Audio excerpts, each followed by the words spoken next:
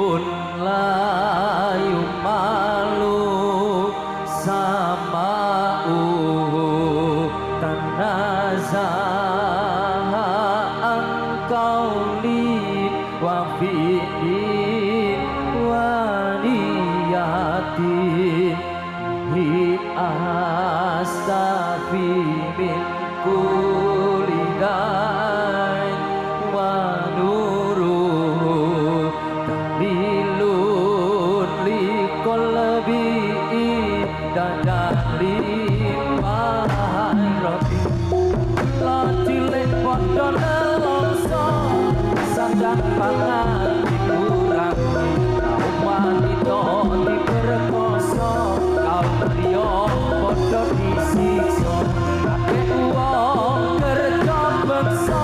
berpanake sanapati tatangga sapa wong Jawa kang tatu padha sebab kita marang padha kalamun kodipun malu samaun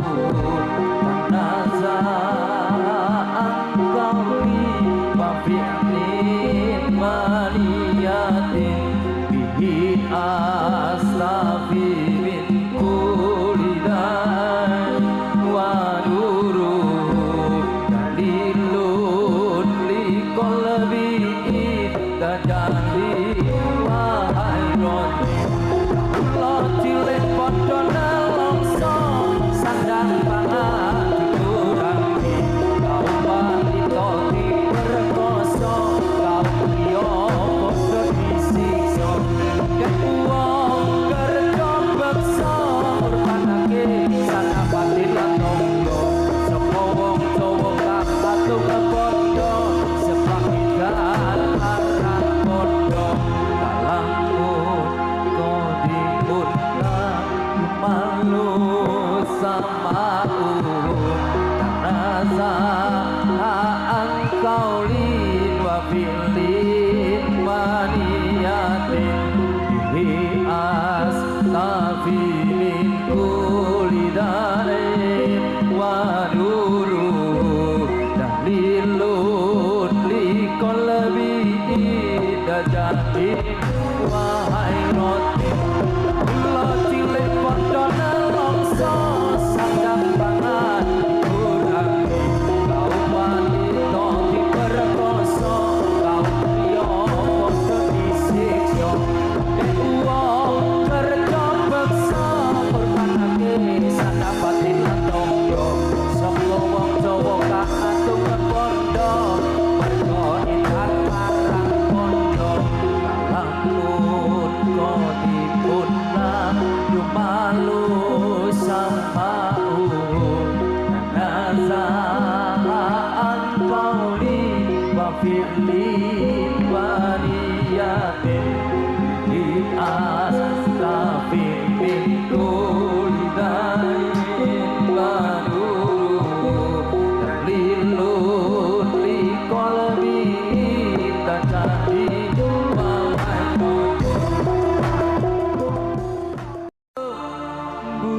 burak wangi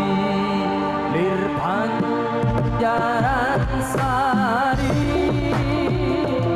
lintang kembang tawan dedenge bulan kekalan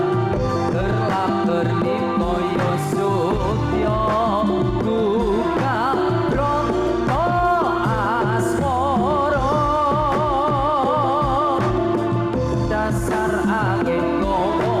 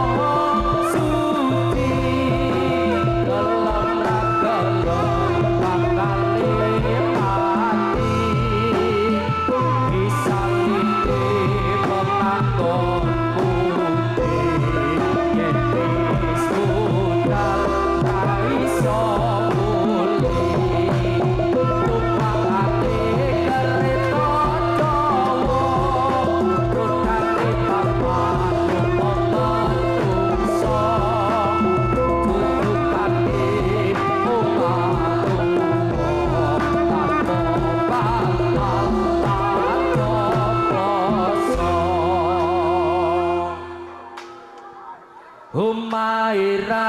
ono lawane turuti ono kacane ditutupi anjang-anjang dikuruki siram kembang toko-toko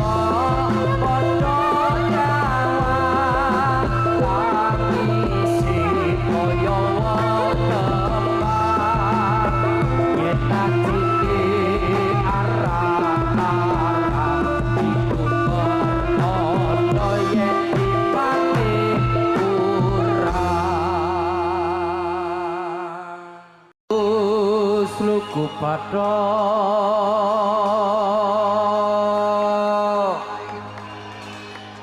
padhoki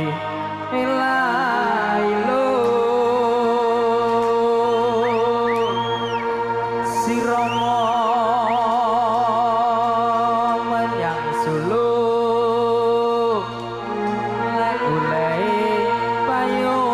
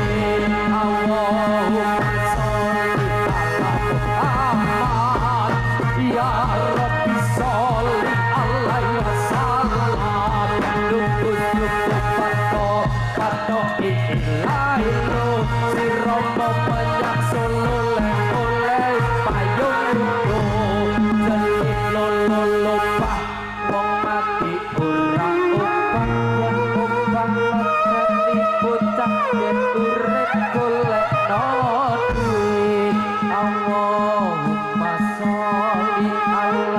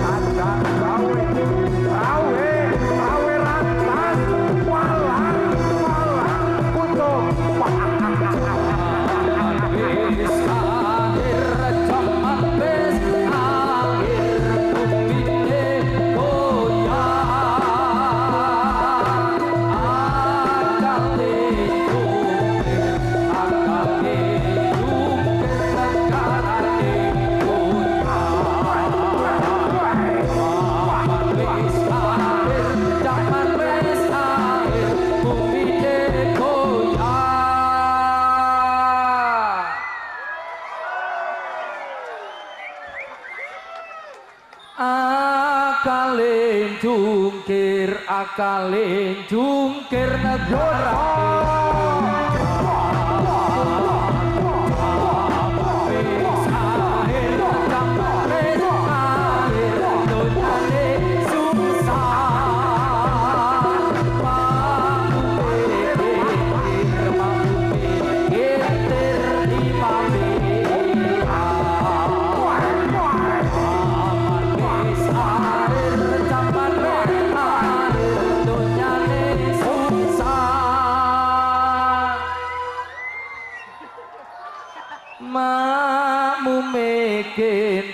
makmume kenter ayo putra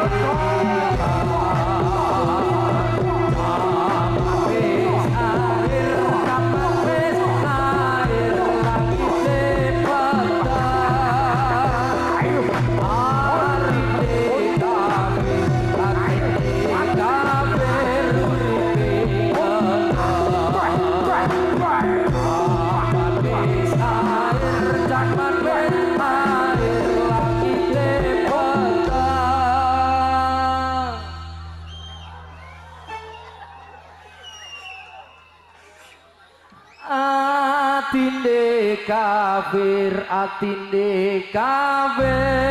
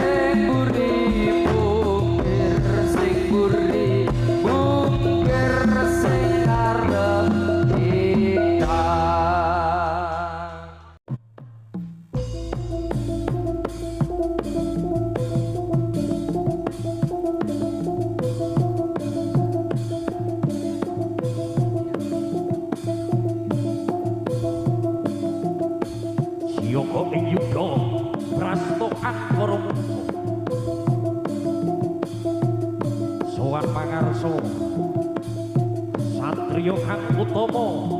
Ngimbo Warok Wahyu Cipto Budaya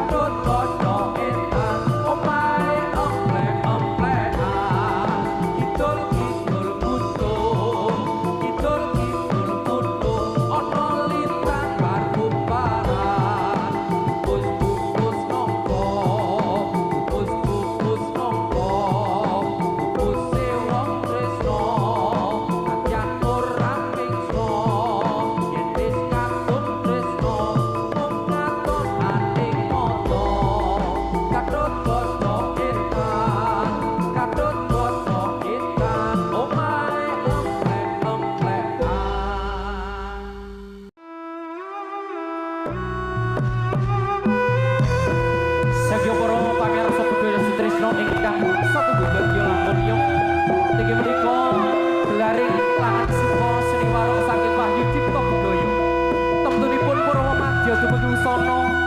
kathah kekirangan kathah kalepatan kula sak kanca boten saged netepi ridaning budaya kiranging wiraga wirama lan wirasa kepareng kula minangka talanging atur saking Wahyu Cipta Budaya nyuwun ageng samudra ingkang asma terasa nyuwun pamit nyuwun tambahi donga pangestu saking sanggening para rawuh langkung-langkung sepuh warga ageng masyarakat Bradan Bojonegoro Kedung mugi antukipun kula sak kanca wangsul saged mangke wilujeng kapabena saking mriku bare marga ngantos dumugi griya kula piyambak ing pusara kepareng aplikasi kanthi panjal mening santi Jaya Wijayanti Mabdi Rahayu ingkang sami pinanggih wabillahi taufiq wal hidayah wassalamualaikum warahmatullahi